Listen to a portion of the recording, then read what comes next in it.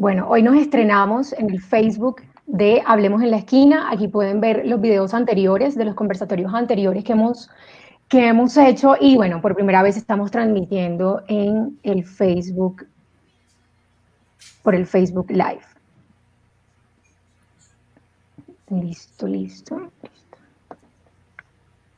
Saludar a quienes se conectan hoy y hoy vamos a hablar de un tema que por supuesto no vamos a dejar que se pierda por el ritmo de las noticias, y es que a esta mañana, aunque ahí las cifras se confunden entre Santa Marta, revisando los medios entre Santa Marta y Barranquilla, pues alrededor de 38 ya personas han fallecido en la explosión de un carro cisterna el 6 de julio en la Troncal del Caribe, a la altura del corregimiento de Tasajera, en el municipio de Pueblo Viejo, esto en el departamento del Magdalena, y nos quedamos con esas imágenes de unos ciudadanos que saqueaban la gasolina cuando el camión volcó. Luego vimos, por lo general lo vimos en las redes sociales, de la explosión que causó la muerte de 7 personas de inmediato, y 30 más o 31 más que han muerto en los diferentes hospitales a los que han sido llevados por las heridas que esto ameritó. Esto es un tema también que deberíamos darle todo el espacio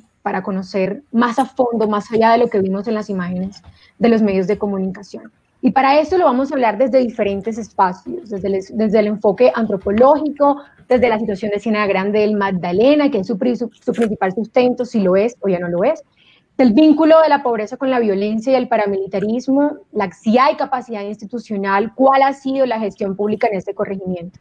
Y para ello nos acompañan todos educadores en el día de hoy, que es Lorena Aja, antropóloga de la Universidad de los Andes, con maestría en Estudios del Caribe de la Universidad Nacional y profesora de la Universidad del Magdalena. Actualmente es estudiante del doctorado en Estudios Interdisciplinarios sobre Desarrollo.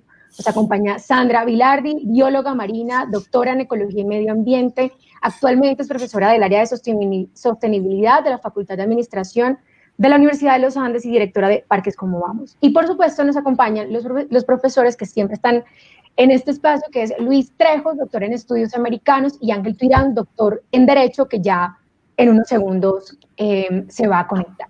Entonces, empecemos. Tasajera, los ciudadanos, lo que hemos visto cuando pasamos entre la carretera de Barranquilla a Santa Marta y de Santa Marta a Barranquilla, o cuando se pasa necesariamente por la Troncal del Caribe para ir a otros lugares, históricamente hemos visto que son personas que están allí muy cerca de la ciénaga, que han sido pescadores. Vamos a ver qué ha pasado en esto. Y ahora, como lo ha dicho el profesor Trejos, ciudadanos, lo que hemos visto, pasan ellos de pescar dentro de la ciénaga a la Troncal del Caribe, que es lo que tradicionalmente y lo que se decía en las redes sociales, pero también amerita un espacio, y es que por lo general se han visto saqueados, los camiones se han visto saqueados dentro de la calle, pero es que esta situación también es muy compleja, y es que hay servicios públicos como la luz y el agua, no los hay en Tasajera, están rodeados de basura. ¿Por qué están rodeados de basura? También lo vamos a hablar. Porque hay una miseria extrema que salta a la vista. ¿Cuáles son las series de inconvenientes que tiene la Ciénaga Grande? Y todo esto lo vamos a hablar porque lo hemos visto, y también es del papel de la sociedad civil que vamos a hacer y qué es lo que se propone. Yo le quiero dar la palabra a la profesora Lorena, y es, profesora Lorena, ¿cómo nosotros llegamos a la situación de hoy que vive en Tasajera?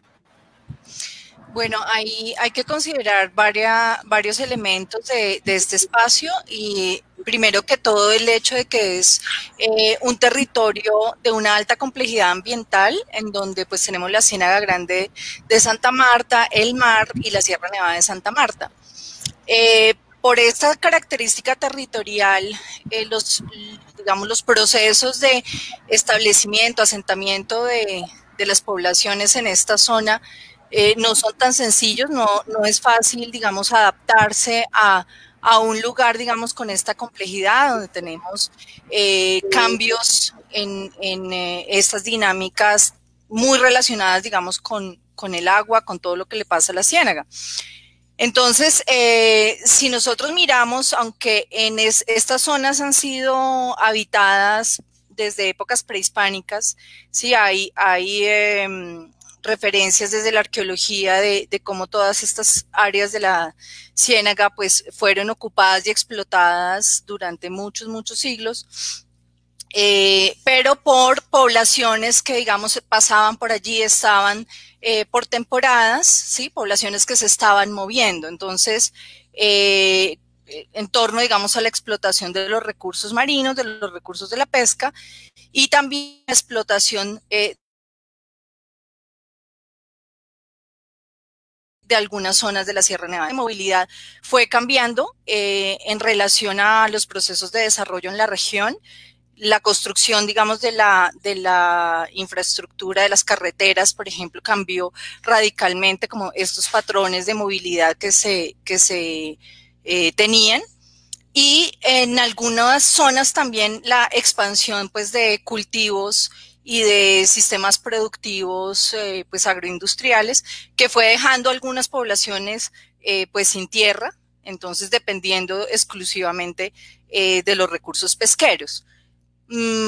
Podemos también mirar cómo pues el conflicto armado también en estas zonas del Caribe ha afectado por el hecho de desplazamientos de poblaciones en diferentes momentos, tanto expulsar poblaciones de esas zonas como ser receptores de poblaciones desplazadas de otras áreas del país. Entonces es un conjunto de variables tanto ambientales, sociales, económicas, que se han, digamos, han hecho convergencia en una situación que hoy vemos de manera preocupante como una pobreza extrema y una situación más en esta época de pandemia, pues, en donde posiblemente la gente no tiene muchas alternativas para la sobrevivencia.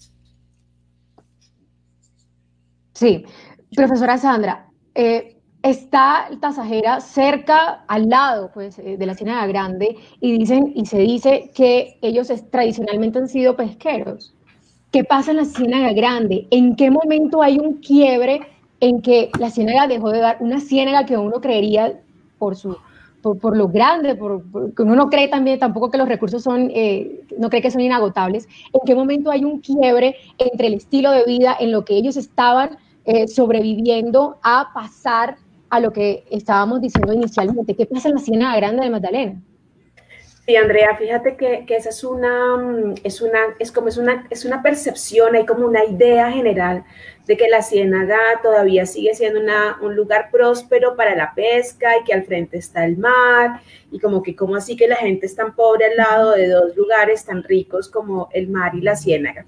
Y efectivamente la Ciénaga Grande de Santa Marta pues ha sido uno de los lugares donde han convergido una gran cantidad de procesos de deterioro ambiental que han generado procesos de deterioro también de las formas de vida y de las dinámicas económicas del territorio. La pesca fundamentalmente se vio afectada de manera profunda por la construcción de la carretera. Recordemos que la Ciénaga Grande de Santa Marta es el delta del río Magdalena, entonces yo los invito a que miremos desde el río entrando al mar, y el río entrando al mar con la construcción de la carretera lo que hizo fue cortar las diferentes bocas con las que la ciénaga y el mar se conectaban, y por lo tanto las diferentes vías de entrada y de salida de los peces migratorios que entraban a la ciénaga a reproducirse, a desovar y a que sus juveniles crecieran. Entonces la carretera afectó de manera importante la pesca, y obviamente la gente tuvo unas respuestas adaptativas a esos cambios. Se incorporaron nuevas artes de pesca,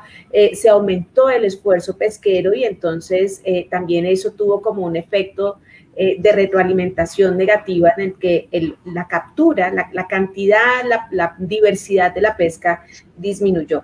Si a eso le sumamos, Andrea, una disminución muy importante, por ejemplo, en las entradas de agua, no solamente de los ríos que bajan de la Sierra Nevada de Santa Marta por toda la actividad agroindustrial, sino por la entrada del agua del mismo río Magdalena, por todas las afectaciones que ha habido en su planicie de inundación y por todas las obras, pues digamos que las condiciones de la ciénaga como un sitio en donde era óptimo para la pesca se perdieron.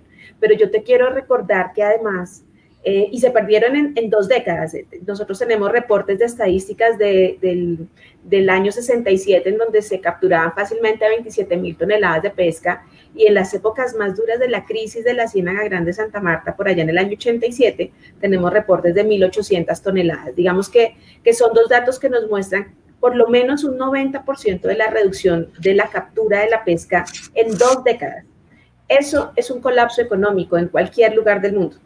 Lo que pasa es que fue un colapso económico de pescadores, que los pescadores en este país siempre han sido como el último eslabón de la importancia de las actividades económicas, y eso nunca se atendió debidamente. Y hay un elemento adicional que a veces pasa inadvertido, y es que en todo este proceso gigante de la rehabilitación de la Ciénaga Grande de Santa Marta, donde se movilizaron más de 30 millones de dólares, fue el primer proyecto de rehabilitación de un humedal en el mundo financiado por el Banco Mundial. Las obras de rehabilitación hidráulica, digamos que fueron un proyecto, pues digamos, fueron pensadas en su momento con toda la rigurosidad del mundo, muy pensadas hacia el bosque de manglar, pero tuvo unas repercusiones gravísimas en la pesca. Tan graves que uno de los recursos pesqueros más importantes para los habitantes, específicamente de los pueblos de la carretera, como fue la ostra quedó sepultada por las toneladas de sedimento que ingresaron cuando se abrieron esos caños. Entonces, por hacer un bien en el sistema, se hizo un mal en la dinámica económica, y hoy en día los pescadores se mantienen, oscila la pesca entre 3.500, 4.500 toneladas de pesca, pero con unas señales de sobreexplotación del recurso pesquero, de tallas mínimas, muy preocupantes. El INVEMAR hace un monitoreo muy juicioso sobre eso. Entonces, la pesca cambió hace tiempo. Las acciones que se han hecho para gestionar el sistema no han sido suficientes, y la pesca sigue estando en una situación muy crítica. Los últimos informes del INVEMAR demuestran que ha habido una disminución del 45% de la pesca entre el 2000 y la actualidad. Entonces, yo creo que eso es muy importante para que la gente realmente dimensione que es que las condiciones de vida de los habitantes de ese pueblo han disminuido de manera dramática en muy poco tiempo, y no ha tenido una atención adecuada para poder hacer esa transición económica hacia otras actividades productivas. Profe Vilardi, yo quisiera, lo estábamos hablando antes de que iniciara, que estábamos recordando cuando estuvimos en la Ciénaga Grande. Yo creo que esto fue hace como 3, 4 años.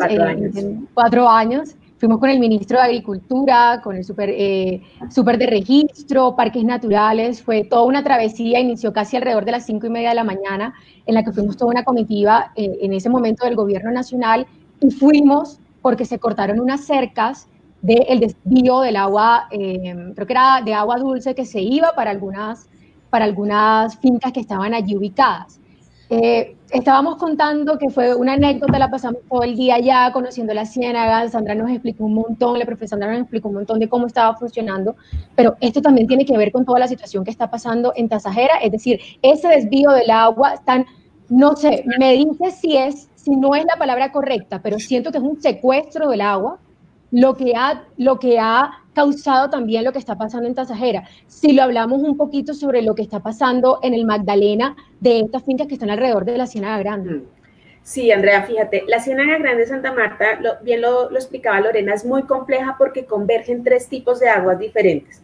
Uno es el delta del río Magdalena, y por lo tanto buena parte del agua que entra en la ciénaga es del río Magdalena, bueno, que debería entrar, es del río Magdalena, y otra parte muy importante es de 5 ríos que bajan de la Sierra Nevada de Santa Marta, que también desembocan allí en la Ciénaga Grande de Santa Marta, y pues el tercer cuerpo de agua claramente es el mar, que interactúa con flujos y reflujos. Estos ríos que bajan de la Sierra Nevada de Santa Marta tal vez no entran la misma cantidad de agua que el río Magdalena, pero aportan 2 cosas muy importantes: una, oxígeno, y segundo, velocidad. Como son ríos más cortos y están más cercanos entre la pendiente y la desembocadura, son ríos que logran generar unas dinámicas de corrientes y de oxigenación que son fundamentales para las condiciones de vida y de hábitat de los peces que habitan la Ciénaga Grande de Santa Marta.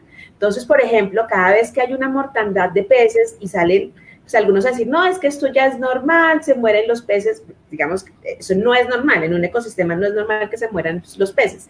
Lo que está pasando es que hemos perdido la capacidad de oxigenación y de circulación del agua y de los sedimentos dentro del sistema, porque cada vez entra menos agua, menos oxígeno y menos posibilidad del agua de los ríos con velocidad y con temperatura más adecuada para que circulen. Entonces, claramente, toda esa agua que se está utilizando para el área agroindustrial del Magdalena, pues lamentablemente el control que tiene la Corporación Autónoma Regional sobre ellas es bastante limitada. Una parte está concesionada en distritos de riego, pero por ejemplo el caudal ambiental no se tiene en cuenta. Y hay una gran cantidad también de captaciones ilegales, denunciadas, demandadas con apertura de investigaciones administrativas que la corporación no logra controlar. Entonces sí tenemos una grave afectación del funcionamiento del sistema y de la calidad del agua del sistema, asociado también a ese aporte de las aguas de la Sierra Nevada de Santa Marta. Le damos la bienvenida al profesor Ángel Tuirán, que se vincula a este conversatorio. Hablamos del tema antropológico, cómo hemos llegado a esta situación. Estamos hablando de la Ciénaga Grande, del Magdalena, y para los que se están conectando, y ahora vamos a pasar al tema de la violencia. Pueden hacer sus preguntas en el chat, yo las voy leyendo y vamos a tratar de darle respuesta con nuestros invitados, así que lo pueden hacer a través del chat que pueden ustedes ver ahí en Facebook. ¿Cómo se vincula? ¿Cuál es la relación, profesor Trejos, entre la pobreza extrema, miseria, todas esas connotaciones que se están dando en Tasajera, con la violencia tradicionalmente de los paramilitares, si hay otro tipo de actores en el conflicto armado? Primero, si hay un vínculo entre la pobreza y el conflicto armado, la violencia que yo he venido sufriendo, y si la hay, ¿cuál ha sido esa característica que los ha llevado, o si es lo que los empuja a permanecer ellos ahí? Bueno, buenas tardes a todas y a todas las personas que nos acompañan. Yo creo que una está directamente relacionada con la otra, ya lo dijo Lorena y también lo ha insinuado Sandra en otras entrevistas. Es importante para contextualizar lo que sucede hoy en Tasajera, o digamos toda esa tragedia social que acontece en ese corregimiento, analizar el paso del paramilitarismo por el departamento del Magdalena. También hay que contextualizar, y eso creo que lo analizará Ángel más adelante, digamos, toda esa ciénaga como una especie de gran territorio sin Estado o con una presencia muy simbólica del Estado, y que fue sustituido en algún momento por un dispositivo paramilitar importante que en torno a toda la ciénaga distribuyó o configuró 4 frentes paramilitares que tuvieron una incidencia directa en el uso de la tierra, generando lo que podría decir una especie de plan de ordenamiento territorial paramilitar. Ese plan de ordenamiento territorial paramilitar tuvo mucha incidencia en Remolino Magdalena, y precisamente Remolino es uno de los municipios en los cuales se han presentado situaciones como las que señaló anteriormente Sandra, en las cuales hay fincas que han construido diques para sacar el agua y poder secar humedales. También ha habido tala y quema de mangle, todo esto con el fin de robarle espacio y territorio a la ciénaga para utilizar esos nuevos territorios con fines agropecuarios, también usando, como tú lo dijiste ahorita, represando o construyendo unos diques que causan unos daños, no sé, lo dirá Sandra más adelante, pero creo que son daños irreversibles a todo ese ecosistema, y utilizando el agua para la agroindustria, especialmente para la palma, que bueno, es un cultivo que genera unos impactos ambientales importantes en ese territorio. Y lo que vemos entonces es que los paramilitares en muchos municipios se apropiaron de territorios adyacentes a estos cuerpos de agua con el fin de modificar su uso, y una vez se da la desmovilización de las AUC, ya se ha causado el daño ambiental, pero también se dejan instaladas unas prácticas autoritarias y bastante delincuenciales en muchos de estos territorios, teniendo en cuenta que si bien se desmovilizó el brazo o parte del brazo armado de las estructuras de las AUC, en esos territorios quedaron instalados testaferros, aliados políticos, y esa vaina es muy importante y creo que Ángel lo tocará. Muchas de las administraciones locales fueron cooptadas totalmente por ellos y obviamente ahí no hubo ningún tipo de respuesta, no solo en términos ambientales, sino también humanitarios con respecto a las víctimas que causaban las Autodefensas Unidas de Colombia.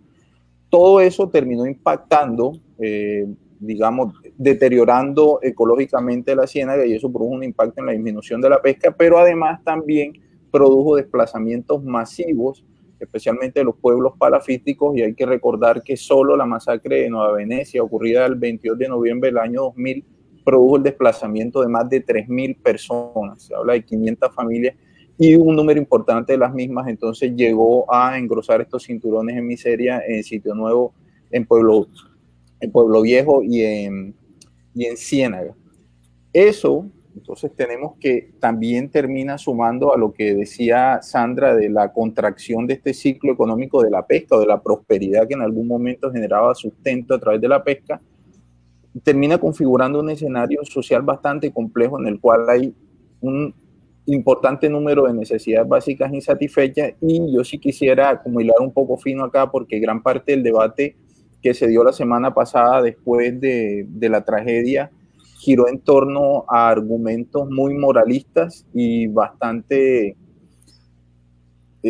acomodaticios de gente que vivía muy lejos del territorio en el cual entonces las víctimas fueron las culpables de lo que sucedió porque la gente pobre no es ladrona porque sí. Y en ese sentido eso está claro, ¿verdad? Basta con que uno revise escándalos como los de Invercolsa, Caprecom, la parapolítica, el proceso 8000 para entender que pobreza per se no es sinónimo de delincuencia, pero sí hay unos factores que terminan incidiendo en la toma de decisión por parte de los individuos. Entonces, uno ahí lo que puede ver es que hay unos factores determinantes y eso va en la voluntad de cada individuo por violar la ley de manera consciente, pero también hay unos factores condicionantes que yo creo que en Tasajera confluyen y es la contracción de ciclos económicos que también terminan produciendo desempleo juvenil y especialmente en sectores sociales bajos como los de Tasajera, y a eso hay que sumarle la desigualdad social. Cuando uno tiene aumento de desempleo juvenil, de desigualdad social y contracción de ciclos económicos, por lo general, y esto no lo digo yo, sino que hay múltiples estudios que lo demuestran, hay aumento de la delincuencia. Al final lo que terminamos viendo es que el empleo y la distribución equitativa de recursos terminan sirviendo como barreras para el ingreso o la realización de prácticas criminales, y cuando esto desaparece se generan incentivos. También habría que sumarle a esto otros factores como la familia, la comunidad y la escuela que terminan siendo barreras o determinantes en ese sentido, y lo que vemos en el caso de Tasajera es que la educación es bastante básica, hay acceso a una escuela primaria, hay un bachillerato, y después de eso no hay mayor oferta educativa y en muchos casos la escuela y el bachillerato no abarcan a toda la población que demanda ese servicio o que quiere ejercer el derecho a la educación, y solo una parte muy pequeña puede enviar a sus hijos a estudiar. Estamos hablando de enviarlos a la cabecera municipal, a Pueblo Viejo y eventualmente a Ciénaga, también a colegios públicos, pero está el problema del transporte que no cuentan con eso, y habría que sumarle toda la complejidad social de un territorio en el cual no hay prestación de servicios públicos, o es muy precario, no hay acueducto, a pesar de que en estos días Noticias Uno revivió una noticia vieja de un ex gobernador que estaba inaugurando el acueducto de Tasajera. También hay que tener en cuenta que están en una zona de alto riesgo que no es mitigable, es decir, ahí no hay condiciones para el tipo de vivienda que ellos están habitando. Sandra en algún momento propuso o habló de la solución palafítica, que ya hay experiencias exitosas en torno a eso, y bueno, ahí vemos que la posibilidad de no construir infraestructura sanitaria hace que se exacerbe entonces esa visión que todos tenemos cuando pasamos por la carretera, y es la acumulación de bolsas de basura, que también se utiliza como una forma de rellenar el terreno, pero que en las épocas de invierno genera unas condiciones de insalubridad bastante importantes para los habitantes de estos territorios. Entonces, ahí tenemos la confluencia de muchos factores y en ningún momento yo justifico que pase los hechos como la predación o el saqueo de estos camiones que se descomponen, pero sí hay un contexto en el cual hay muy pocas barreras o incentivos para mantenerse en la ilegalidad y hay muchos estímulos y dentro de estos estímulos está la satisfacción de necesidades básicas para salir a la carretera a buscar sustento. Y la carretera no solo entonces como un mecanismo eficiente de satisfacer necesidades, sino también de hacer cumplir derechos, ya que cuando hay dificultades en la prestación del servicio eléctrico o no se presta el servicio de agua a través de los carrotanques, ya los habitantes de Tasajera interiorizaron que es solo a través del bloqueo de la carretera que pueden hacer efectivos esos derechos. Cuando uno escucha todo esto, esta situación y todas estas características de Tasajera, uno se pregunta qué ha hecho la alcaldía local, qué ha hecho las gobernaciones en el Magdalena. Hablemos entonces de la gerencia pública, de la gestión que se ha hecho en el Magdalena con el profesor Ángel. ¿Qué ha pasado tradicionalmente para que todavía no tengan los servicios públicos básicos dignos? Que también estamos hablando de una violación de derechos por muchos años. Es que están siendo vulnerados. Una de las entrevistas que también estaba viendo a la profesora Sandra era que decían, es que nosotros tampoco podemos hablar de estos ciudadanos, es que también son víctimas. Entonces también el lenguaje hay que empezar a cambiarlo cuando nos estamos refiriendo a un tipo de situaciones en las que se vieron ellos obligados. ¿Qué está pasando? ¿Qué ha pasado tradicionalmente en el Magdalena con los gobernadores y con los alcaldes? Que esta situación parece no cambiar, profesor Ángel. Sí, bueno, un saludo para todos, por supuesto para todos los compañeros que están hoy compartiendo este panel conmigo, compañeros y compañeras. Saludarlo y saludar también a Andrea, quien está moderando, y a todas las personas que están conectadas.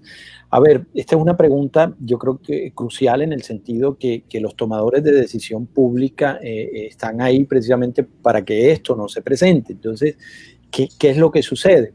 En un reciente libro publicado, si no estoy mal, la semana pasada, del Centro de Estudios regionales del Banco de la República, sede Cartagena, hay un capítulo que trata los temas de las finanzas territoriales, y cuando los investigadores concluyen qué ha pasado con las finanzas territoriales a nivel nacional y a nivel regional para el caso del Caribe, pues la respuesta es que comparativamente, si uno hace un análisis a largo plazo, hoy en día se puede decir que la descentralización ha contribuido a que mejoren las finanzas territoriales, pero pareciera que esa afirmación no fuera acorde con la realidad. Entonces, ¿qué es lo que sucede? Uno puede encontrar luego respuestas, pero fíjense que esto también no hace parte solo de un contexto de Pueblo Viejo, de Tasajera, sino que también termina siendo un contexto macro. Por ahí también mencionaban hace un momento, y en los diálogos que se han dado alrededor o análisis de lo que pasa en Tasajera en esta semana,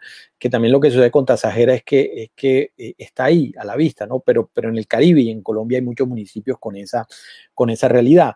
Hoy precisamente el DANE hacía público esta encuesta de pobreza multidimensional que complementa la de pobreza, el informe de pobreza monetaria, porque monetario es solo ingreso, la multidimensional incluye otros elementos como el acceso a la vivienda, a la educación, a la recreación. Y cuando nosotros revisamos los datos para el Caribe, por ejemplo, nosotros encontramos que el Caribe en el 2019 o para 2019, que son los datos recientes, tiene un índice de pobreza multidimensional del 28.1.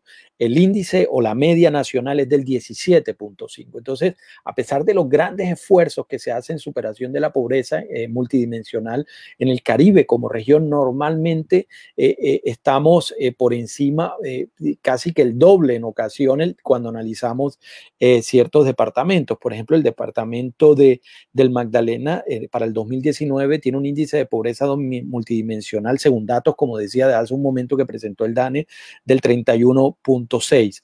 ¿Esto qué quiere decir? Frente al 17.5 de la media nacional, que hay hoy un índice de pobreza multidimensional casi que el doble, ¿no? El doble a nivel departamento, si lo comparamos con la media nacional. Y luego cuando empezamos a revisar datos, encontramos ya para el caso de Pueblo Viejo unos datos también que van mostrando la calidad de esa gestión.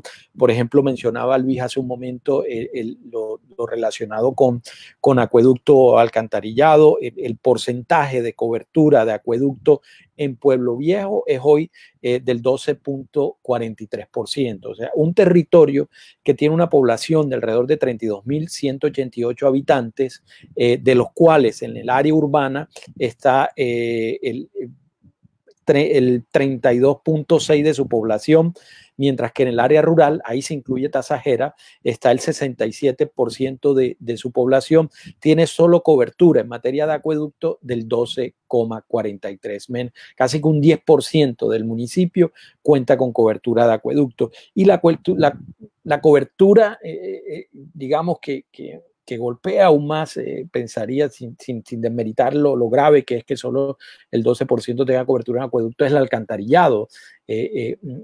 ¿A dónde van precisamente las aguas negras, las aguas servidas, cuando la cobertura en alcantarillado de Pueblo Viejo es del 1,79%? O sea, un municipio con una cobertura de alcantarillado del 1,79%. Explicaciones al por qué estos resultados en materia de gestión.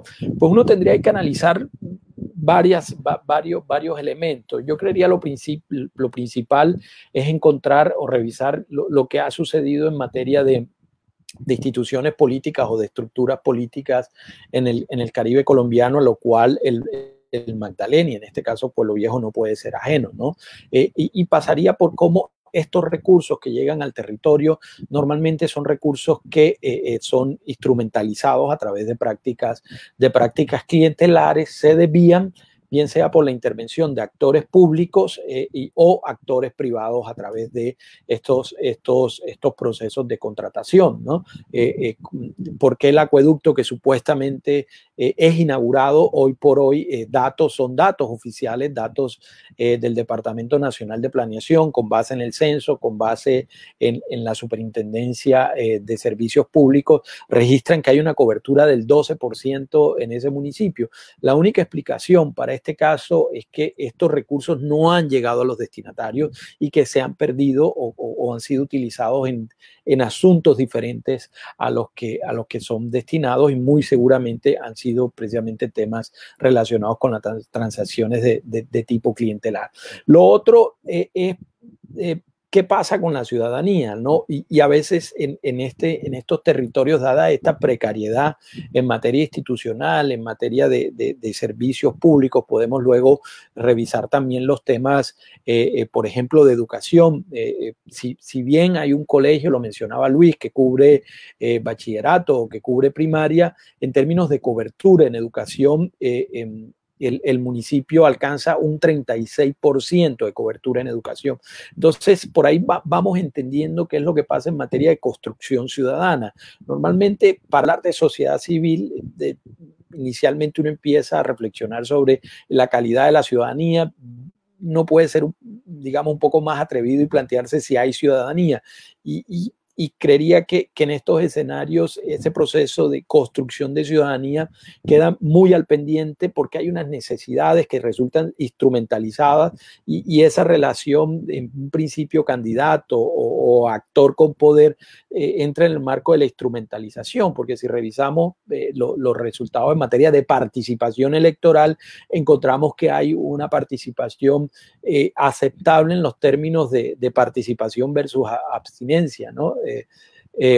Abstención en términos de elecciones. Y en ese sentido, el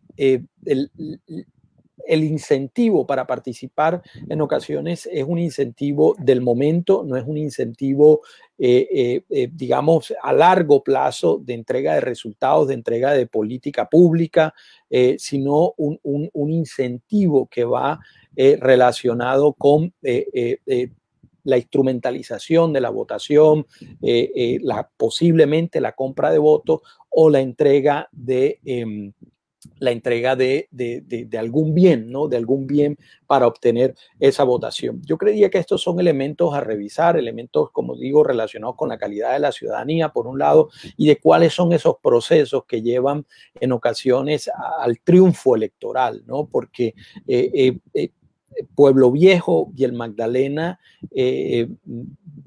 hemos escuchado, ¿no? En el pasado de escándalos relacionados alrededor de estos procesos, y cuando el proceso no alcanza ese deber ser, casi que en el inmediato lo que hay es una instrumentalización de los recursos que arrojan precisamente estas condiciones. Y lo peor del asunto es que termina siendo un ciclo vicioso, porque pasan las elecciones, elecciones tras elecciones, y los procesos terminan muy en el marco de esta institucionalidad informal, donde el relacionamiento ciudadanía o gobernados, gobernantes, pasa por las prácticas de clientelares. Llamar la atención sobre que digamos, en estas últimas semanas se ha conversado y se ha reflexionado muchísimo sobre el caso de Tasajera, pero en un país que está acostumbrado a producir un sinnúmero de noticias que llaman la atención por su gravedad, es posible, ojalá que no, que en 15 días hayamos olvidado o la agenda, no olvidarlo, porque creo que muestra de eso es que hay unos trabajos que han compartido en el día de hoy otros investigadores y otras personas que hacen presencia, pero si una noticia va superando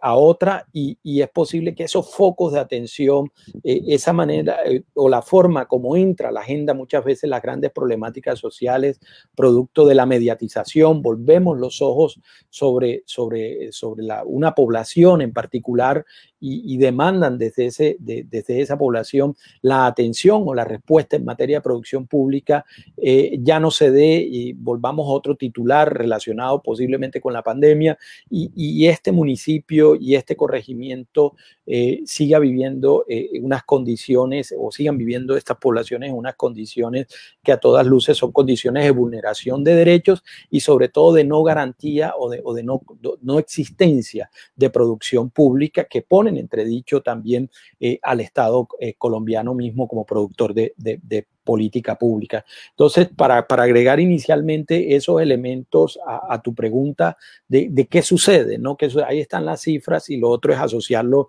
a esa relación gobernantes y gobernados. Muy bien, profesora Lorena.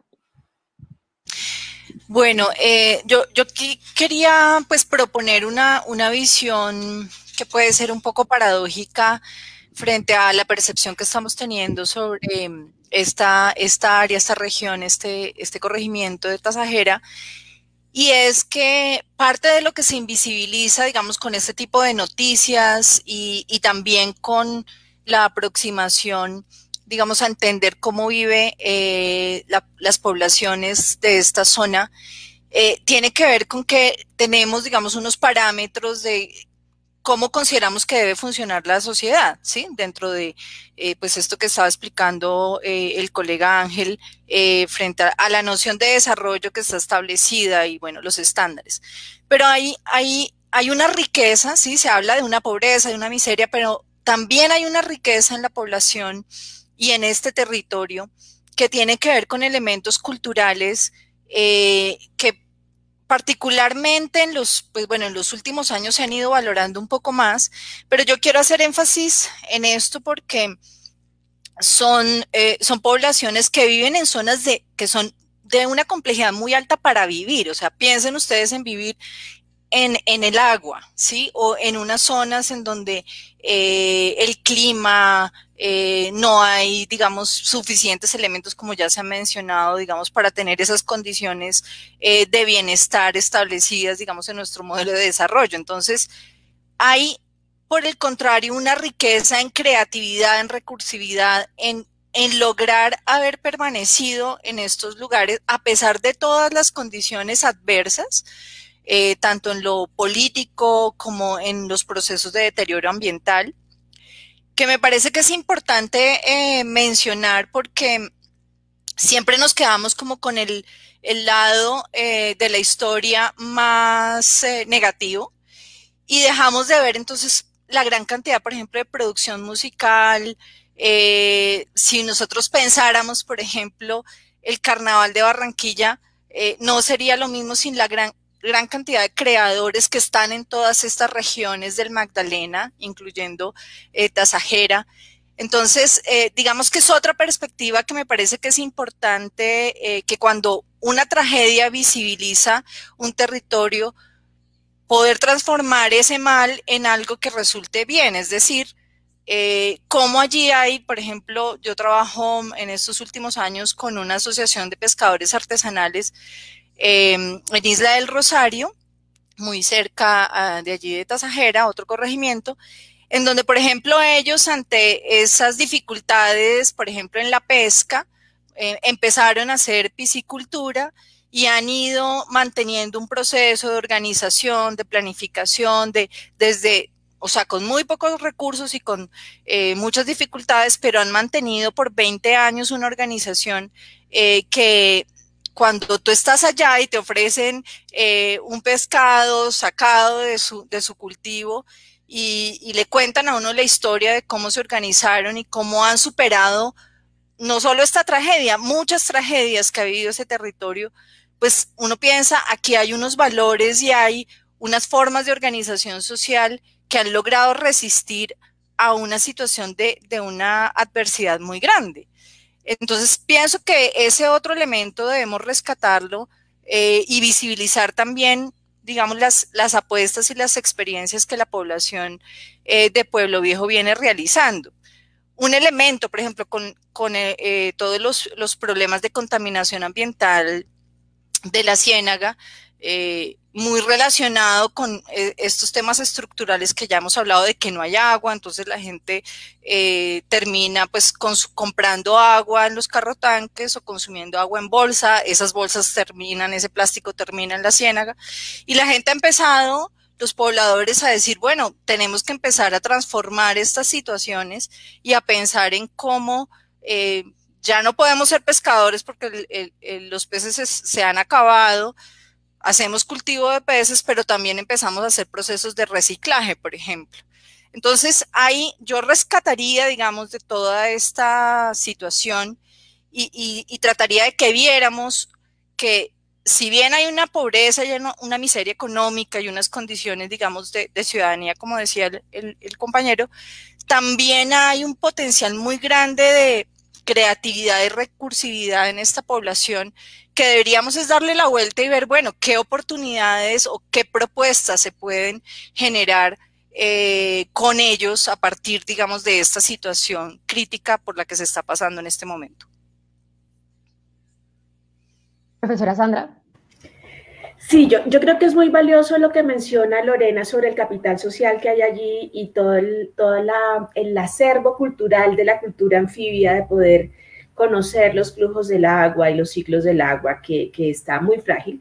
Pero yo sí creo que en este momento nosotros podemos ver en Tasajera un estado de cosas inconstitucional que no podemos seguir cargándole la responsabilidad de recuperación solamente a la población, porque es de lo que se han venido aprovechando los políticos en los últimos años, las últimas décadas. Entonces, yo creo que aquí hay un tema, o sea, este tema de Tasajera, y como bien lo decía Luis hace un rato, Tasajera nos estalló en la cara a todos, pero nos está recordando que hay muchos tasajeras en proceso. Yo quiero recordar que la población de Tasajera fundamentalmente es una población joven, es una población que efectivamente muchos de ellos son hijos, son la segunda generación de violencias, por ejemplo, asociadas a padres desplazados, ¿sí? Entonces yo creo que aquí hay una omisión sistemática del Estado que es mucho más grande y que esa omisión ha estado deteriorando de manera significativa y de manera muy preocupante el capital social que puede tener la población.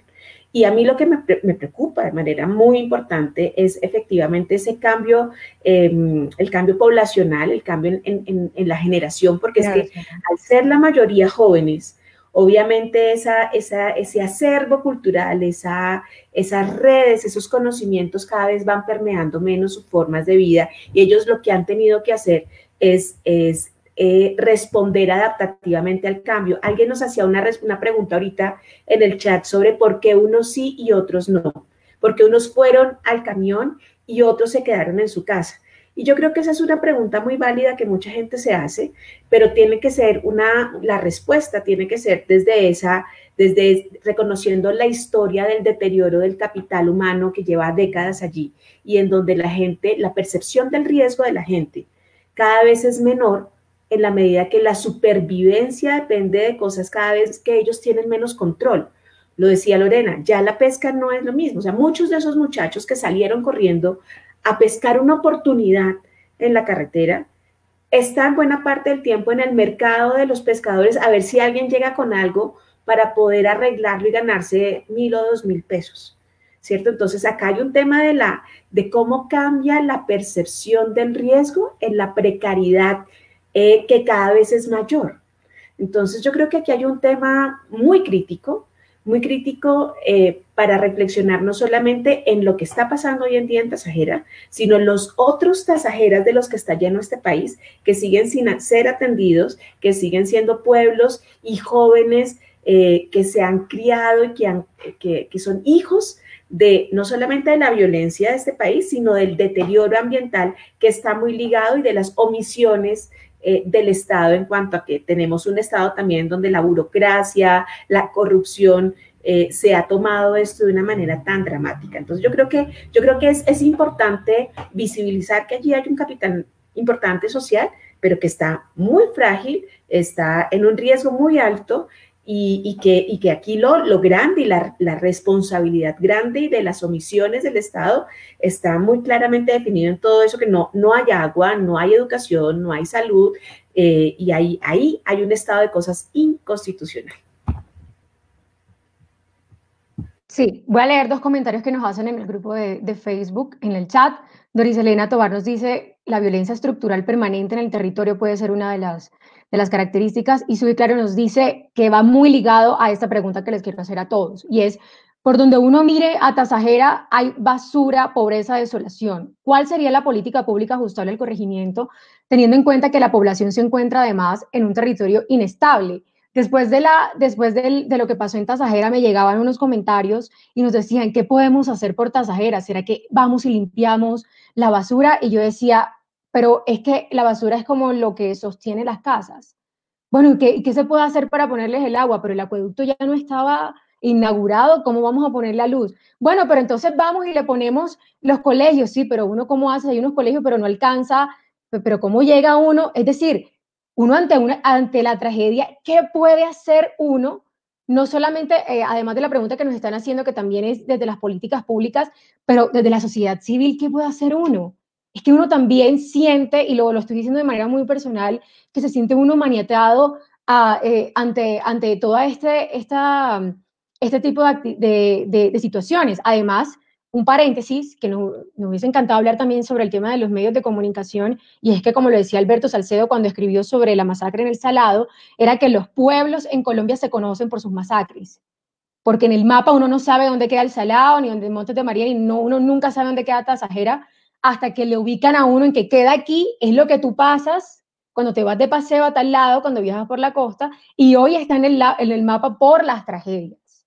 Entonces, ¿qué podría hacer uno, profes? O sea, ¿qué puede hacer uno por esta Tasajera? Sabemos que hay muchas tasajeras en otros departamentos, pero ¿qué podemos hacer por esta Tasajera desde la sociedad civil, desde el ciudadano que pasa y se tapa la vista y sube la ventana cuando está viajando para no ver esa pobreza y esa miseria tan poderosa, porque es una imagen realmente poderosa, no solamente cuando uno va viajando, sino también cuando vimos esas personas saqueando el camión, el sufrimiento de las familias. Vimos también cuando llegaban caminando, y son personas que no han sobrevivido.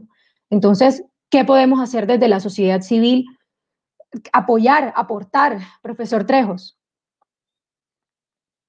Yo concuerdo con lo que acaba de decir Sandra. también es importante resaltar esas cosas positivas que hay en el territorio, como lo mostró Lorena, porque lastimosamente la imagen que hay de Tasajera es que es como una especie de Haití ahí en el departamento del Magdalena, o una pequeña África subsahariana tenemos ahí, y es un territorio sin futuro. Pero también creo que no podemos caer en la trampa del asistencialismo, es decir, creer que nosotros como ciudadanos que no habitamos ese territorio vamos a ir a salvarlo de la pobreza y vamos a sacarlo de esa situación tan compleja en la que está, porque estaríamos nuevamente excluyendo a la administración local y departamental de las responsabilidades que tienen ellos con los habitantes de esos territorios que ellos gobiernan. Y en ese sentido yo sí creo que el tema va mucho más allá, y tal vez Ángel nos pueda explicar ahora. Estamos hablando de que Pueblo Viejo es un municipio de 6ª categoría, sus ingresos se derivan del Sistema General de Participación. Yo no sé si al final es un municipio que tiene la posibilidad de superar esas condiciones o esos indicadores tan complejos que señaló Ángel anteriormente. Es decir, al final tendríamos que preguntarnos, más allá del factor histórico, si es viable administrativamente y financieramente un ente territorial como estos, cuál sería la alternativa, porque lo que estamos viendo entonces es que con esos indicadores tan limitados, gran parte del territorio del municipio pareciera que es un territorio sin Estado, en el cual nuevamente, como lo señalaba anteriormente, el Estado es más simbólico que real, y eso termina configurando en el mediano y largo plazo unas anomias sociales, no como se plantean en la sociología en el sentido clásico, sino como lo sostiene Peter Waldman. Son situaciones en las cuales los ciudadanos de manera consciente incumplen las normas legales, pero también lo hacen porque tienen la certeza de que no hay un Estado que los obligue a cumplirlas. Y en ese sentido creería yo, y algo que es como contradictorio, el hecho de que Sandra hoy esté en Bogotá y en la Universidad de los Andes le ha dado visibilidad nacional a una tragedia muy local, y uno sabe que ella es como una embajadora de la Ciénaga, pero también de los territorios y las comunidades que habitan en torno a la misma, y que va a generar una presión. Lo interesante de esto es que hay una presión mediática y de medios nacionales, porque los medios locales no mueven mayores recursos, pero desde Bogotá es posible que si uno sigue manteniendo el tema en la agenda, se presiona algún tipo de reacción institucional. Lo otro es el tema, y lo que hace Ángel en el Observatorio de Gobernabilidad Local es muy loable en este sentido, de hacer una veeduría ciudadana con respecto a la gestión pública, es decir, qué hacen esos municipios con la plata que les llega, porque si bien son pocos, no todos se usan en lo que deben usarse, y estar muy pendientes. Y creo yo que lo primero que uno puede hacer es entonces tratar de mapear las actividades económicas que se desarrollen ahí, y contribuir en algo a que esos circuitos económicos legales se muevan, pero no caer en la trampa de estar llevando mercados cada 8 días, porque yo realmente no creo que eso produzca un impacto real o modifique esa situación en el largo plazo. Y también otro debate que hay que terminar dando, y es lo que dice Sandra, y es preguntarnos hasta cuándo va a haber generaciones de pescadores ahí, porque como bien ella lo señala, muchas de las generaciones más recientes, o las generaciones más recientes, están más en la tierra que en el agua, y pareciera entonces que el mototaxismo y el bicitaxismo se están configurando como las alternativas de trabajo, y eso nuevamente los tira a la carretera para tratar de gestionar en la tierra lo que ya el agua no les está dando. Profesor Ángel. Sí, muy en la línea de lo que acaban de conversar, traer las intervenciones de Lorena y de Sandra, totalmente de acuerdo. El capital humano que hay y sobre todo las expresiones culturales del Magdalena son importantísimas, hay que valorarlas en lo que significan para la región y para Colombia, ¿no? Pero insistir también, o dialogar, o poner en diálogo también todo lo que tiene que ver con la institucionalidad, la institucionalidad que dialoga con esa población, que debe estar al servicio de esa población, que cuando no es así, se plantean estas situaciones, como mencionaba Sandra, de estado de cosas inconstitucional, o de debilidad institucional, o de falta de capacidad institucional, de ausencia de Estado, de falta de producción pública. Y yo creo que eso es el sentido también del interrogante. ¿Qué hacer? Pues yo diría que estas acciones de solidaridad, de son importantes, ¿no? Frente a esta tragedia estamos llamados a ser solidarios, pero esto va mucho más allá y yo creo que es en diferentes niveles. Un primer escenario, cuando uno revisa el Magdalena está compuesto de subregiones para los temas de planeación y llama la atención que Pueblo Viejo lo incluyen, bueno, por su ubicación geográfica en la subregión norte, ¿sí? Está la subregión norte, centro, sur, Río y Santa Marta, esas son las subregiones. Pero cuando miran la vocación o cuando uno analiza esa subregión, hablan de una subregión agrícola, ganadera, pero cuando uno revisa Tasajera está el componente de pesca, ¿sí? Y ese componente anfibio, ese componente, digamos, de pueblo palafítico, que no lo encontramos en esa caracterización en ocasiones como quisiéramos. Lo primero creería es que entender la realidad de ese territorio a partir de la planeación. Creería, me corregirán mis compañeros hoy de panel, pero no creo que es el único pueblo palafítico, el único pueblo con esas características en el mundo, o creería que en el mundo pueden haber desde la planeación, pueden haber respuestas precisamente a ese tipo de asentamientos que terminan siendo muy difíciles para las coberturas que acabamos de mencionar, pero creería que también la ingeniería y la creatividad humana puede ofertar en términos de planeación respuestas a ese tipo de asentamientos, porque el otro proceso, lo escuché una vez a un administrador, a un alcalde cercano que decía, no, hay que mudarlos de ahí, pero mudarlos de ahí, también, insisto, me corregirán desde el punto de vista antropológico lo que significa llevarse o mudar a esa población que hoy está en ese territorio. Entonces, yo insistiría en este tema, ¿no? El tema de la planeación.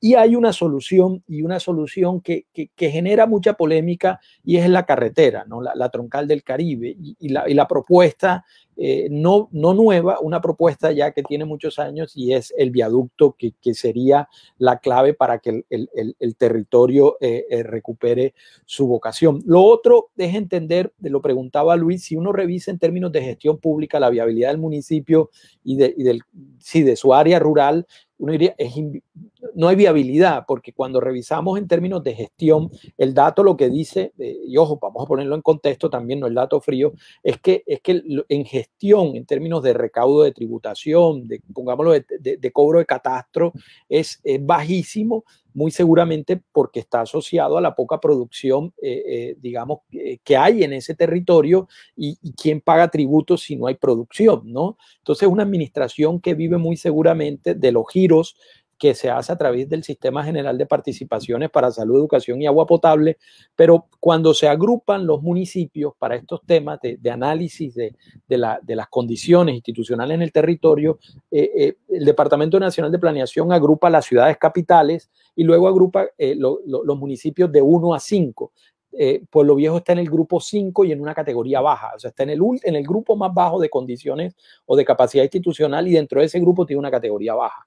¿Sí? A datos del 2018, que son los últimos que tenemos. Creería que este efecto de la pandemia, que es el otro dato que quisiera traer en términos de pobreza multidimensional en Colombia, uno de las variables que más impacta los datos es la del trabajo informal, que es altísima en Colombia. Ahora, en el Caribe, pues habría que sacar las conclusiones. ¿Qué quería decir con este análisis?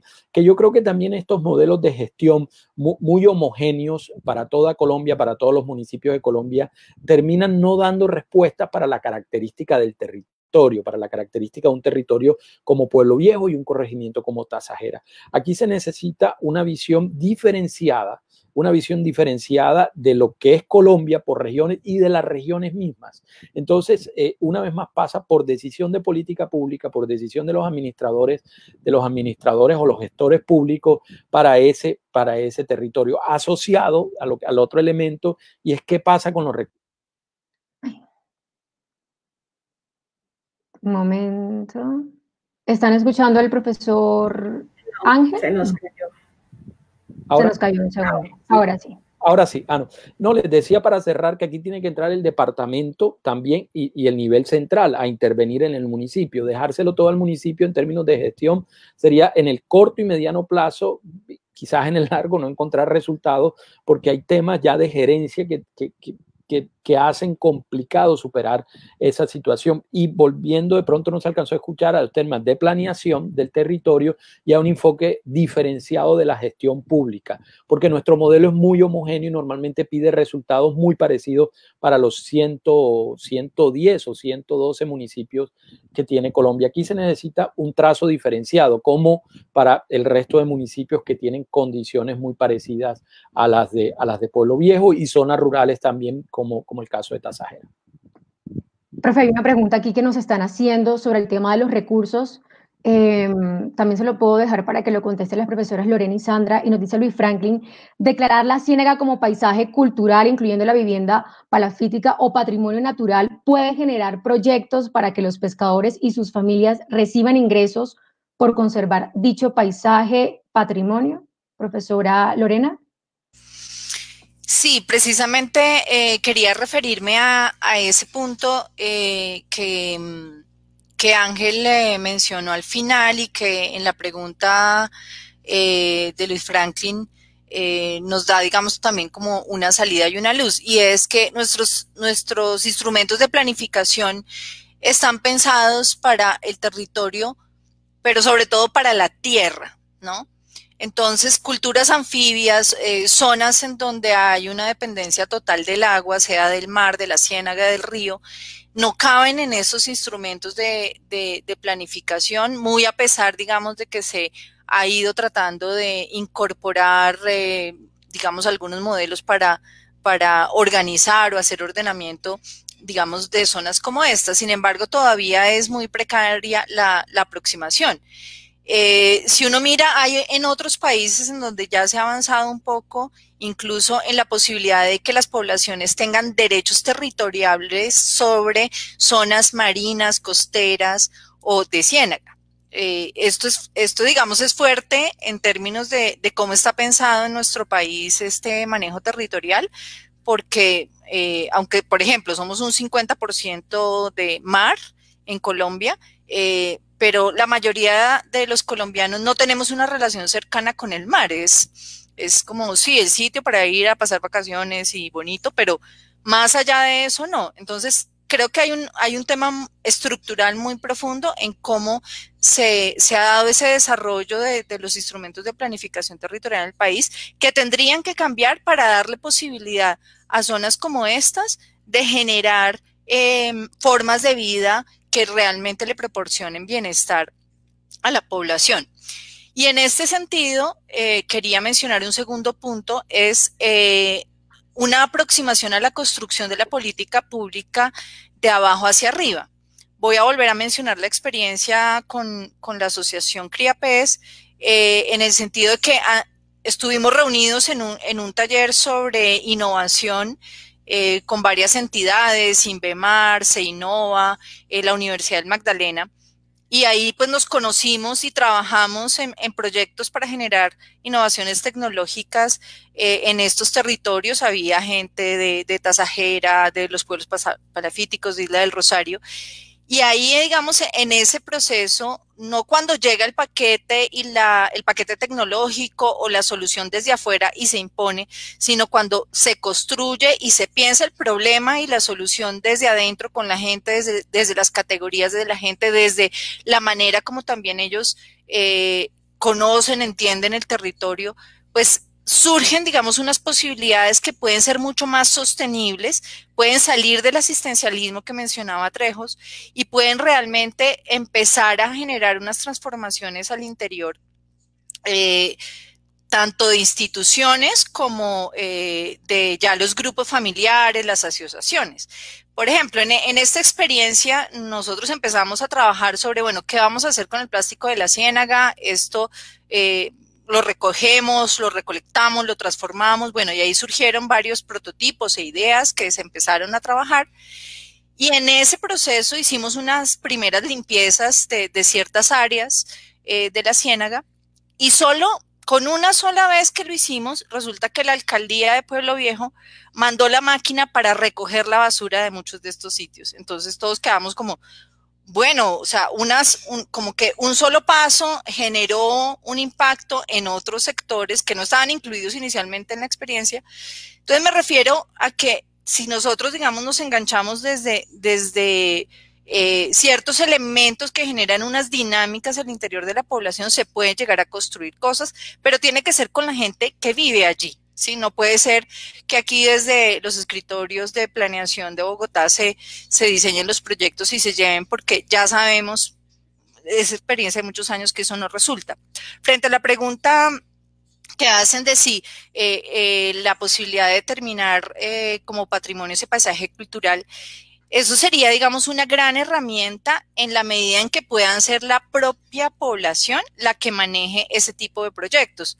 Porque uno de los problemas con la patrimonialización es que se termina también expropiando a las poblaciones de sus recursos culturales, que son cosas que han pasado, por ejemplo, con el Carnaval de Barranquilla, ¿no? Al volverlo, digamos, patrimonio, empiezan a circular unas lógicas, digamos, más de mercancías que de más esa apropiación territorial o ese mantener una forma de vida y que pueda generarle, digamos, posibilidades de vida en términos económicos y sociales a la población que ahí vive. Entonces, creo que sí es una alternativa, pero que se debe construir con la gente desde el principio, y son procesos que requieren tiempo y que requieren también que las instituciones, por ejemplo, la Universidad Magdalena como institución de educación superior, los colegios, o sea, hacer redes entre las instituciones que están en el territorio, pero también alianzas con otro tipo, digamos, de organizaciones que pueden también traer experiencias que puedan ser intercambiables con cosas que se están haciendo en esta zona. Sí. Profesora Sandra. Sí, yo creo que aquí hay un tema adicional a la complejidad de la planeación de territorios de agua, que tiene que ver con la confianza. Yo no sé si necesitemos más instituciones o otras herramientas o otros instrumentos de planificación, que seguramente en algunos casos sí, sobre todo para el caso de hacer, por ejemplo, o hacer proyectos que tengan que ver con el uso de agua de manera diferente, como el agua como un entorno de habitabilidad, y eso no está contemplado, y hay unos retos que no solamente son de Tasajera, sino que, por ejemplo, en los procesos de restitución de tierras en muchas de las poblaciones asociadas a humedales, los jueces se han tenido que enfrentar con esa situación porque no pueden restituir ni en ciénagas ni humedales donde la gente ha sido desplazada.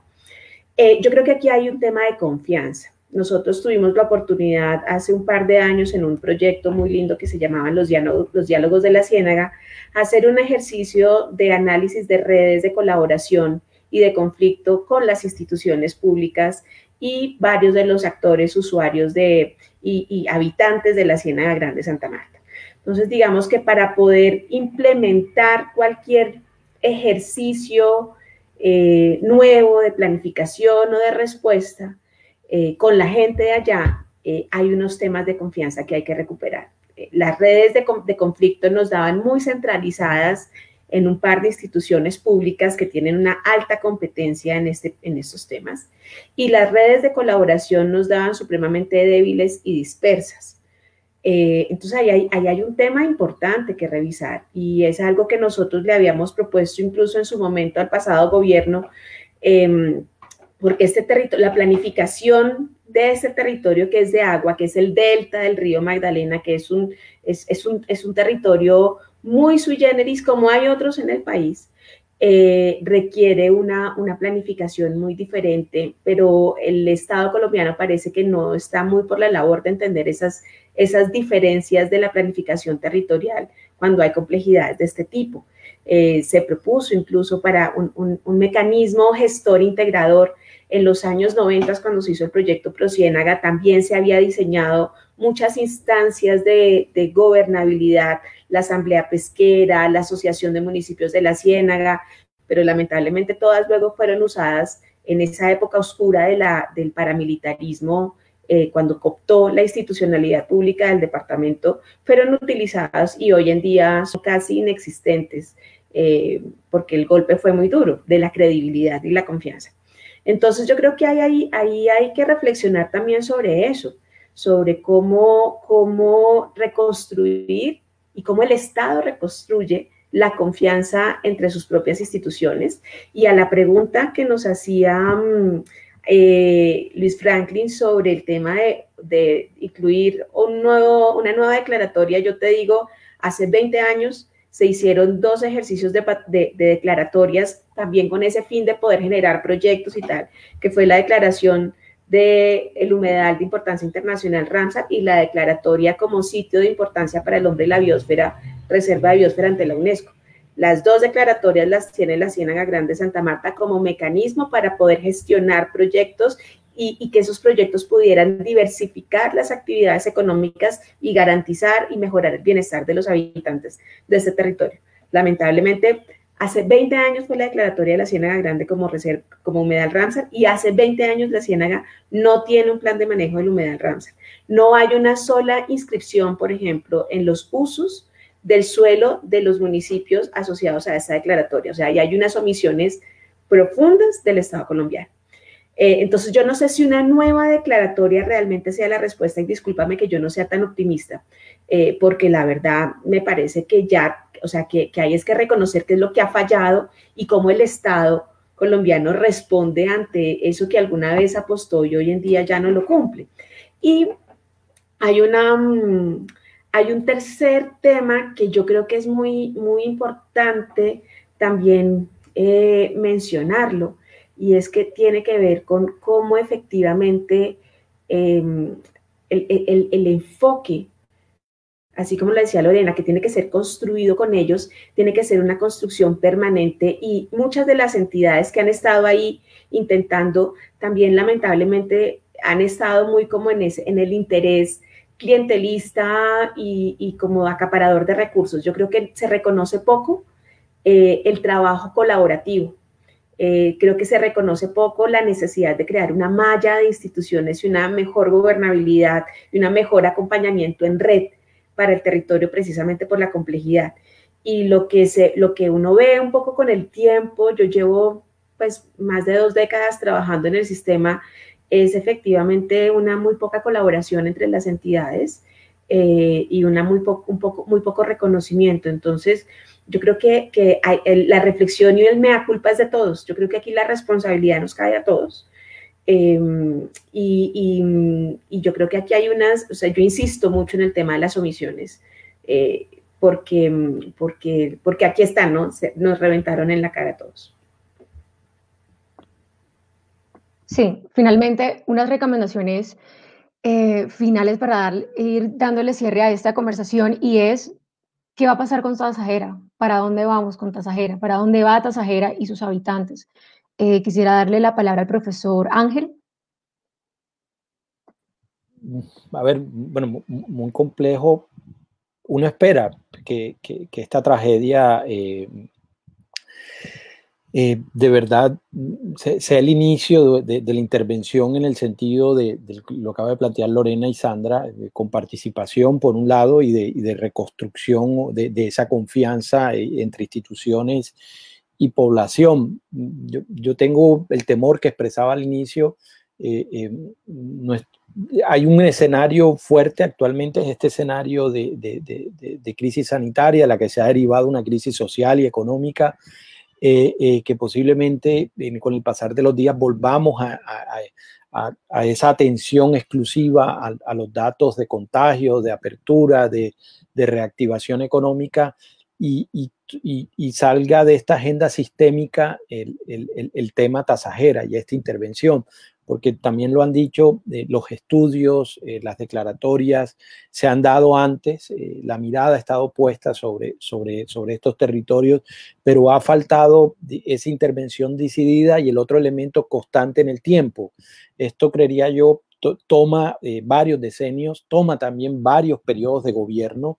No es un asunto de un periodo de gobierno, es de una intervención sostenida, posiblemente en unos 50, 100 años en el territorio, para empezar a ver en corto plazo también cambios, pero con una intervención en el largo plazo. Y volviendo a la reflexión que hacía hace un momento Sandra, esto es de todos. En ocasiones somos muy duros, y digo también como colombiano, porque no, eso sucedió no sé, en una región, si hablo desde el Caribe, eso sucedió en alguna región andina, entonces como sucedió allá, eso no es Colombia, o en ocasiones también se hace esa lectura desde los Andes frente a lo que sucede en el Caribe colombiano. Esto es Colombia, ¿no? Esto es lo que sucede en Colombia, y el llamado aquí es a no perderlo de vista, a insistir sobre esos temas, a llamar la atención. En los trabajos que hacemos desde el Caribe, yo normalmente me dedico a temas de gobierno, de gobernabilidad, pues siempre incluyo los 8 departamentos, insistir desde estos análisis y estas investigaciones en el Magdalena, en este territorio, en las otras tasajeras que hay en el Caribe colombiano. Esto sería lo que estamos llamados a hacer, cada uno desde su experticia y cada uno desde su lugar en este país. ¿Qué va a pasar con Tasajera? Creería que va a seguir en lo mediático unas semanas más, pero es muy posible que las acciones que se necesitan por las mismas circunstancias actuales no se vayan a emprender, no se vayan a emprender esas acciones que se han mencionado en cuanto a una planificación, bien sea en términos del agua, de los pueblos anfibios, en una reconstrucción de esa confianza hacia las instituciones y de ese trabajo o construcción de arriba hacia abajo. Y ahí lo que queda es insistir y acompañar a esa población, nosotros no sacarla de nuestro discurso, no sacarla de nuestro llamado precisamente a las autoridades públicas en este periodo de gobierno que si bien está empezando, creo que se cruza con esta situación tan compleja como es la gestión de la crisis, ¿no? ¿Qué podría ser una ventana de oportunidad para atender en este momento asuntos en este corregimiento y en este municipio del Magdalena? Bien, profesor Trejos. Bueno, sumándome a lo que dice Ángel, yo creo que el tema pasa ahora por ojalá seguir manteniendo algún tipo de presión mediática, más sobre la gobernación, que creo yo que también puede realizar o tiene mayor capacidad de gestión de recursos frente al gobierno nacional para tratar de mitigar la situación que está sucediendo ahí, pero buscando respuestas de largo plazo y de largo aliento. Lo que creo yo es que eso pasa por prestarle mucho más atención a lo que está sucediendo en la Ciénaga, es decir, buscar la recuperación ambiental para que los habitantes de este territorio pues no pierdan esa vocación histórica que tienen y su condición de pueblo anfibio. Por otro lado, se necesita, yo sí coincido con Sandra de que ya más institucionalidad no va a resolver el problema, sino que la que ya existe cumpla con las funciones para las cuales fue creada. La tragedia de Tasajera y de la Ciénaga se da en el marco de una administración local, de una administración departamental, de la Dirección de Parques Nacionales y de la Dirección de Corpamac, y realmente no ha sucedido nada. O sea, ese problema sigue ahí. Lo otro es que ojalá también los que nos aproximamos desde afuera a ese territorio generemos un poco más de empatía. Y cuando hablo de empatía no es solo el hecho de la interacción que uno pueda tener con el corregimiento y sus habitantes, sino también cesar la estigmatización que ha sido muy fuerte, que ha puesto una cruz sobre ellos en la medida en que ahora hasta los vendedores de tinto del peaje son sospechosos de estar dentro de una especie de red criminal, y yo me imagino que si no vendían casi, pues ahora mucho menos. Y ojalá que sigamos insistiendo, como lo dice Ángel, si puede salir de la agenda nacional, por lo menos nosotros, los académicos y los que podemos ejercer algún tipo de influencia local, sigamos haciendo como lo que hace Lorena, que es destacar las cosas positivas que están en ese territorio, pero también lo que hace Ángel y lo que hace Sandra es reclamarle a las instituciones su responsabilidad frente a lo que sucede, y ojalá nuevamente entonces también llegue esa tardía reparación que anhelan y necesitan las víctimas de la Ciénaga, pero también toda la gente que fue despojada de la orilla de la Ciénaga y que hoy sus fincas, que eran pequeñas parcelas, han sido convertidas en grandes haciendas agroindustriales. Es decir, se necesita una mayor presencia del Estado y un Estado que esté más del lado de lo público que de lo privado. Muy bien, profesora Lorena. Bueno, yo quiero rescatar también algo de este lugar, y es que esa convergencia del río, la Ciénaga, el mar y la Sierra Nevada de Santa Marta tiene que llamar, digamos, no solo a esas autoridades locales, tanto del municipio como del departamento, sino a nivel nacional, porque estamos hablando de un lugar realmente único en el planeta, ¿sí? En donde convergen todo esto que acabo de mencionar. Entonces, parte de la solución pienso que tiene que empezar por la conciencia de qué es ese territorio y todo lo que está en juego allí en términos de biodiversidad, de tradiciones culturales que son milenarias y también de oportunidades. Y ahí entonces viene el otro asunto de que la exigencia, digamos, a las entidades estatales también implica el cambio del discurso para no quedarnos en el asistencialismo, sino si, digamos, la propia gente que vive en el territorio y las instituciones del territorio no empiezan a valorarse a sí mismas y a hacer ese proceso, yo lo llamo un proceso de sanación que implica muchísimas cosas en lo ambiental, en lo social, en lo económico, en lo político, y esto implica empezar a cambiar el lenguaje con el que nos referimos a estos lugares. Por eso, digamos, mi resistencia a pensarlos solo como unos pobres, miserables, atracadores, no. O sea, si nos quedamos con esa visión, no vamos a encontrar la solución. Tenemos que empezar a encontrar, a valorar, a darle visibilidad a las cosas buenas para poder jalonar también lo que hace falta.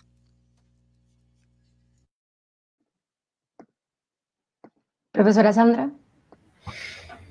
Es una pregunta muy complicada la que nos haces. Yo, conociendo un poquito iniciativas, urgencias que han pasado allí, he estado en espacios, yo estoy aterrada un poco del silencio institucional a múltiples escalas. Yo creo que yo no soy muy optimista, la verdad, con lo que pueda suceder, y mucho menos en estos tiempos de COVID. Y recordemos que Pueblo Viejo lamentablemente es el segundo municipio con mayor tasa de mortalidad en el país por este virus.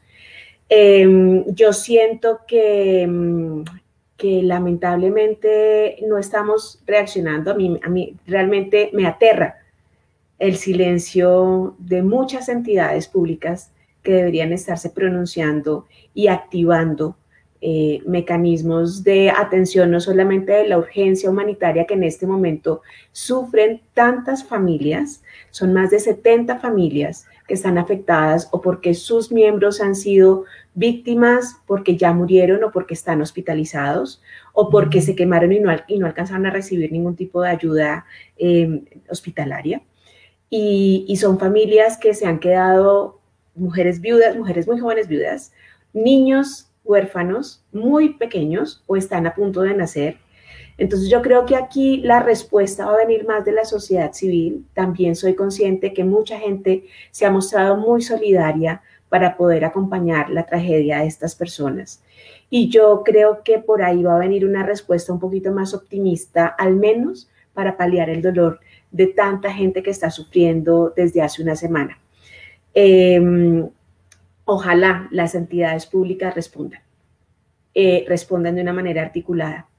Pero si no lo hacen, sé que mucha gente ya está respondiendo para al menos acompañar el dolor de las personas. Y esto es preocupante porque es de nuevo el Estado y sus instituciones públicas pensando en otras cosas menos en las tragedias de la gente. Sí, yo no tengo nada más que agregar, lo han dicho todo. Yo quisiera hacer algo distinto ahora para terminar, y es que los medios de comunicación están hablando de números, de una tragedia, de una miseria y de números, y hoy estamos hablando de Tasajera por las personas que están dentro, que están luchando por su vida, pero también por las personas que fallecieron por Carlos, por James, por Adolfo, por Julio, por Davis, por Julio Méndez, por Gustavo, por Álvaro, por Wilmer, por Carlos Andrés, por Carlos Manuel, por Galdino José, por Keiner, por José Luis, por José Domingo, por Joyner, por Juan Carlos, por Luis Miguel, por Keivis, por José Enrique, por Kenis, por Gilberto. Ellos tienen nombres, son ciudadanos, son víctimas de la violencia, son víctimas de la falta del Estado, y esa es la reflexión con la que yo quiero despedirme, porque los profesores lo han dicho todo, y es que también empecemos a darle nombres, rostros a las personas, historias, como lo que estaba diciendo la profesora Sandra, y por eso quería terminar de esta manera, porque por ellos y por los que están luchando por su vida, estamos haciendo este espacio. A la profesora Lorena, a la profesora Sandra, profesor Ángel, profesor Luis, muchísimas gracias por haber estado en este nuevo espacio de Hablemos en la Esquina. A todos los que nos acompañaron, gracias por estar acompañándonos acá, por sus comentarios. Pueden revivir este espacio, va a quedar guardado aquí en Hablemos en la Esquina, en este Facebook. Denle like y síganos para más temas. Muchas gracias, buenas tardes a todos, y damos por finalizada la conferencia. Buenas tardes. Buenas tardes y gracias. Buenas tardes a todos. Saludos, Sandra, Lorena y Luis. Gracias, Andrea. Bueno, bendiciones, cuídense mucho. Nos vemos. Bien, pues.